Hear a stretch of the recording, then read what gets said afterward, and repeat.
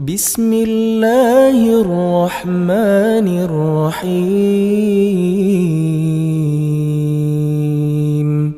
Pernah nggak teman-teman makan di satu restoran, enak sekali makanannya, mungkin harganya mahal, restoran mewah, lalu beli porsi yang sama kasih ke tukang parkir.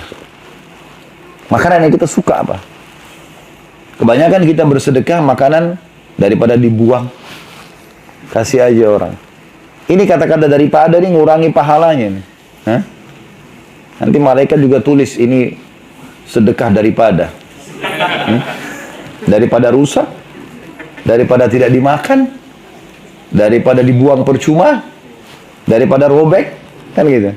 Bahasanya daripada semua. Maka Allah Subhanahu wa taala juga memberikan dia pahala segitu. Tapi orang harus berpikir, memberikan makan, Allah katakan makanan yang disukainya, buah yang masih segar, yang paling bagus, yang mahal, sedekahin gitu. Sedekah itu manfaatnya buat kita. Allah nggak butuh itu. Teman-teman, ubah persepsi sebagian kita. Mudah-mudahan di sini tidak semuanya, tapi pasti saya yakin ada sebagian orang yang menganggap Allah butuh dengan ibadahnya. Makanya dia kalau sholat gerakan saja, Allah Akbar, Sami'allahu liman, Assalamualaikum warahmatullah. Udah sholat Pak? Udah. Udah sholat Bu? Sudah. Seakan-akan Allah butuh dengan sholatnya. Dia nggak mau tahu khusyuk kah tadi, nggak khusyuk kah. Dia cuma tahu dirinya pada saat Allahu Akbar. Nanti juga waladhdallin sadar sedikit, ya. Salam baru sadar. Oh iya sudah sholat. Karena dia pikir dia nggak perlu ibadah itu. Makanya dia tidak butuh khusyuk kan gitu. Allah tidak butuh teman-teman.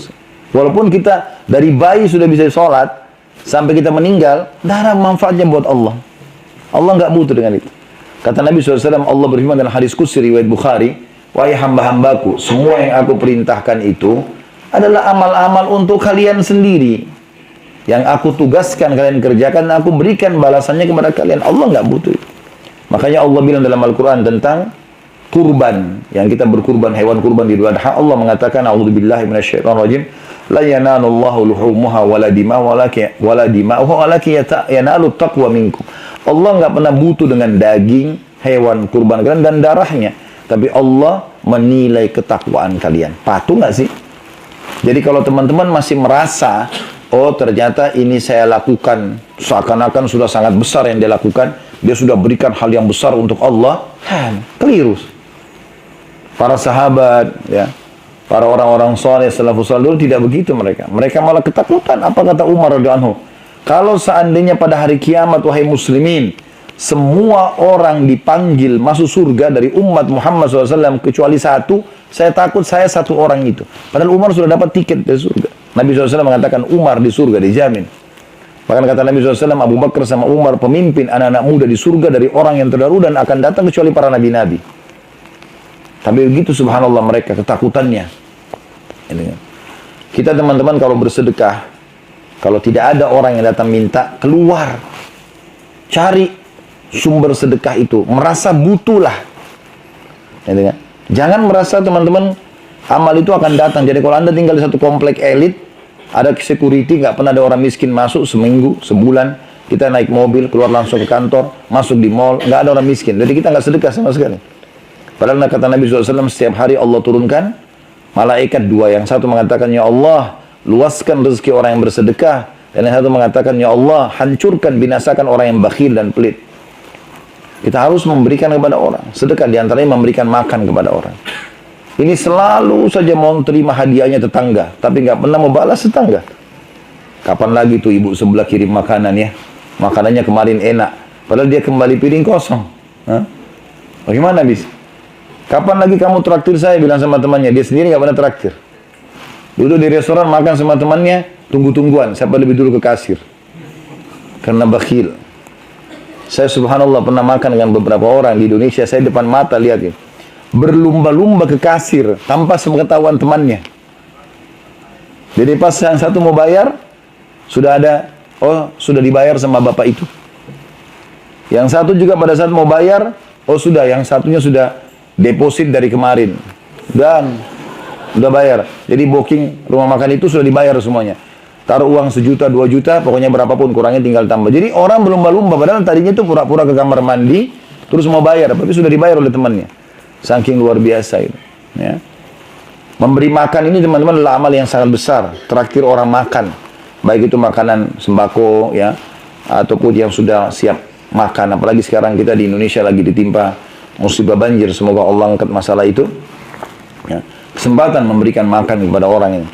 Dalam sebuah hadis riwayat Muslim ditanya kepada Nabi SAW oleh seorang sahabat, ya Rasulullah, ayu islamin khair? Amalan apa yang dalam Islam paling besar pahalanya? Kata Nabi SAW, tutu'imut ta'am, kau berikan makan kepada orang. Wa tusallimu ala man tarif wa man lam tarif, dan engkau memberikan salam kepada orang yang kau kenal dan kau tidak kenal. Tapi ingat, berikan dari makanan yang apa? Disukai, makanan favoritnya. Ya. Terutama untuk orang tua, untuk orang-orang yang memang Allah suruh kita lebihkan mereka ya. Banyak orang di antara kita kalau disuruh ditelepon sama gubernur, wali kota, atau anggaplah presiden, nanti datang ke istana saya ya, misalnya, saya mau pesan buah-buahan, kira-kira Bapak Ibu beli buah di mana? Hah? Di pasar kah atau di mall? Terus beli buah, kalau ada kualitas 1, kualitas 2, yang mana dibeli? Kualitas 1. Di kresek atau di keranjang? Kenapa nggak semua nyaut ini? Tahu diri. Kita akan cari yang terbaik, jeruknya, pesan sama pemilik tokonya, ya, pasti yang paling baik ini buat presiden. Saya mau tanya jujur, kalau orang tua Anda yang pesan, beli di mana? Kalau ibu yang pesan, ayah pesan, nak bawain ibu buah, mampir di pinggir jalan beli.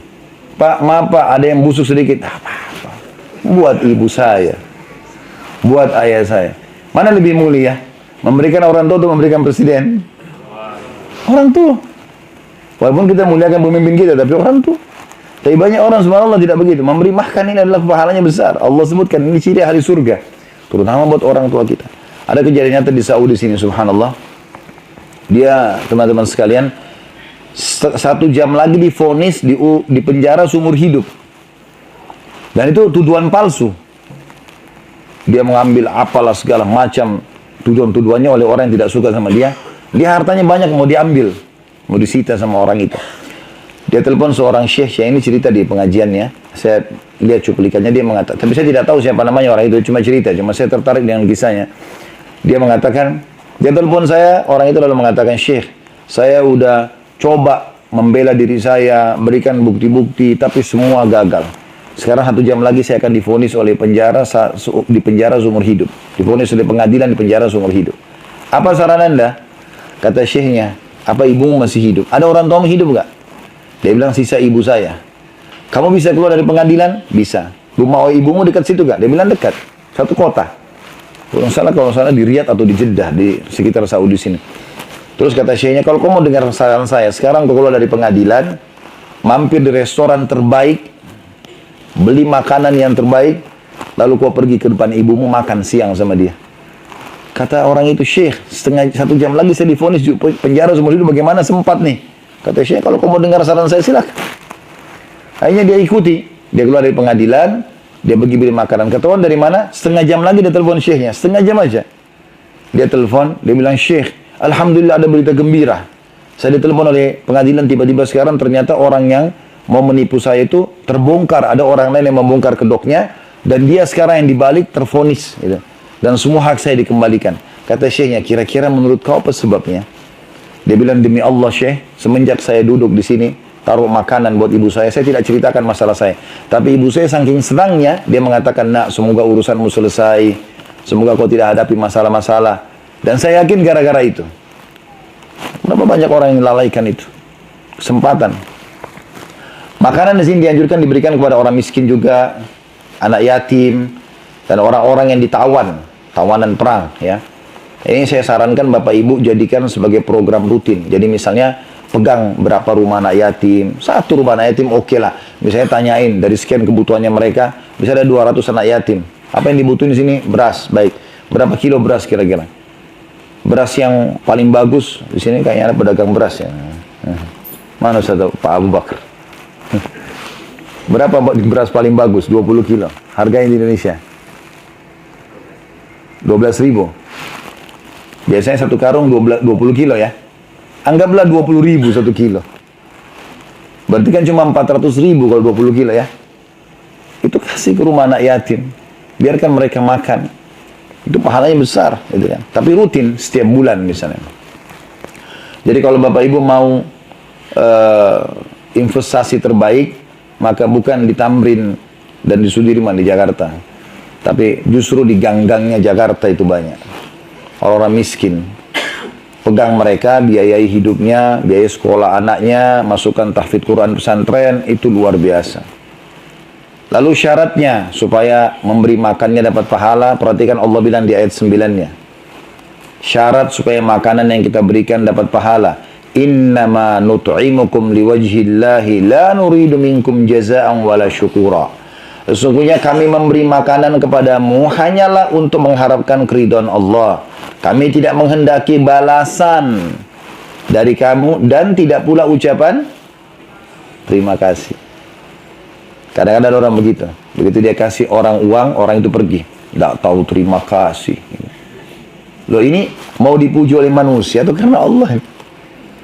Kalau orang kita kasih dia langsung pergi, biarin aja, bukan urusan kita.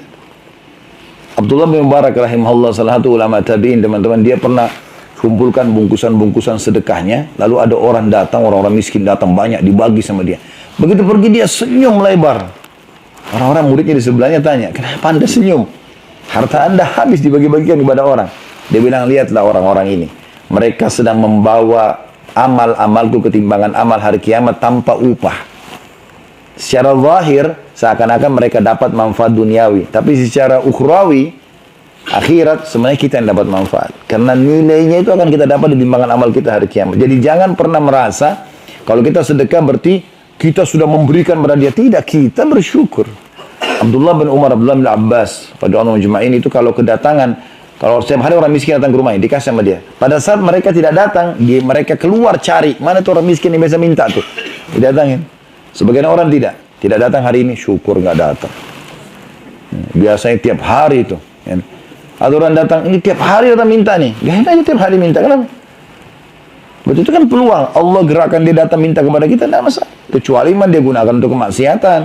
Dia minta uang untuk beli khamar, mungkin. Tapi kalau enggak, hukum Islam adalah hukum zahir yang kelihatan. Kalau kita lihat orang ini minta, tugas kita beri. Tidak usah korek-korek. Kamu ini nggak ada kerjaan atau gimana, atau apalah, ya kita kasih. Innamal a'malu binniyat. Semua akan dibalas dengan niatnya. Kita niat memberi, dapat pahala. Dia niat menipu, dia dihukum. Sering saya kasih contoh di pengajian saya di Jakarta itu. Kalau di ruangan ini ada orang datang bawa proposal masjid. Ini Bapak Ibu proposal masjid di Jawa Barat misalnya 100 juta, 200 juta. Nyumbang, kita nyumbang semua. Sebulan kemudian kita tahu orangnya nipu, pergi nggak bangun masjid. Kita rugi? Tidak sama sekali. Innamal a'malu binniyat. Semua dibalas dengan kita niat bangun masjid, Allah kasih pahala masjid walaupun masjidnya belum dibangun. Dia niat nipu, dia dihukum. Lalu untuk apa ragu-ragu? Kasih saja. Rabi' ibn Haytham rahimahullah, salah satu ulama tabi'in, teman-teman, pernah dihidangkan makanan mewah oleh istrinya. Namanya halwa. Bahasa ini halwa ini hampir semua negara Arab punya halwa ya. Di sini pun Saudi kalau Anda ke toko-toko makanan-makanan manisan kita bilang halwa ada, tapi beda. Masing-masing negara punya. Ini di Irak waktu itu.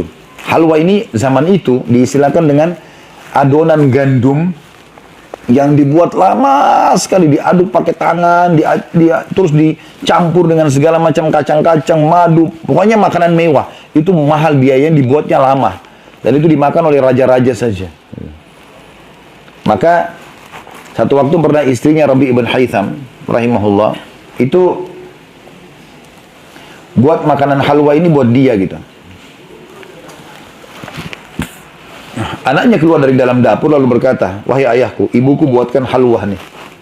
Dan ini khusus buat Anda. Karena dia tidak pernah rewel minta makanan tertentu, maka istrinya malu dibuatkan makanan itu. Dia kebetulan punya tamu 2 orang. Kemudian setelah itu, dia bilang baiklah, dia kasih isyarat, dikeluarkan, dipotong-potonglah makanan itu, dinampan semua nampan yang besar. Setelah dikeluarkan, pas baru mau dimakan, ada orang ketuk pintu. Maka Rabi' ibn Haytham rahimahullah tunjuk anaknya suruh buka pintu. Begitu dibuka, depan pintu ada orang gila. Bajunya berantakan, rambutnya acak-acakan, seperti orang gila umumnya, penuh dengan debu. Air liur dari mulutnya keluar minta makanan. Rabi' ibn Haytham rahimahullah tunjuk makanan ini, halwa yang mewah ini, suruh kasih orang gila itu. Suruh anaknya bawa ke sana. Anaknya niatnya bawa nampan itu, nanti tiba di orang gila dia mau kayak satu potong saja. Tapi begitu tiba depan orang gila, subhanallah, orang gila tahu juga makanan-makanan enak atau tidak gitu ya.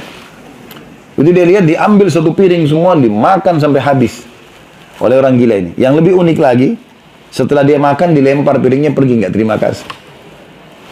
Anaknya Rabi ibn Haytham ini ambil piring itu, tutup pintu, kembali ke ayahnya. Lalu dia mengatakan, ayah, semoga Allah selalu jaga anda. Tadi kan itu yang minta orang gila. Dia tidak tahu nilainya makanan itu. Kalau tadi anda suruh saya ambil makanan di dapur, apa saja, gandum, kurma, apa, mungkin dia makan, intinya kan dia hilangkan laparnya. Kenapa harus halwa yang ibu saya buat setengah mati, ini khusus buat anda gitu. Seakan-akan anaknya mengira halwa nggak layak lah dikasih orang gila gitu kan. Kasih makan apa saja cukup. Mungkin sebagian orang itu juga berpikir begitu. Perhatikan, setelah kisah ini teman-teman ubah persepsi anda. Apa kata Rabi ibn Haytham? Wahai anakku, kalau seandainya dia, orang gila itu tidak tahu nilainya makanan ini, maka ketahuilah Allah tahu nilainya makanan itu. Tidak penting manusia menilai, tapi Allah. Tidak usah tahu siapa yang menerima bantuan kita, tapi bagaimana keikhlasan kita kepada Allah.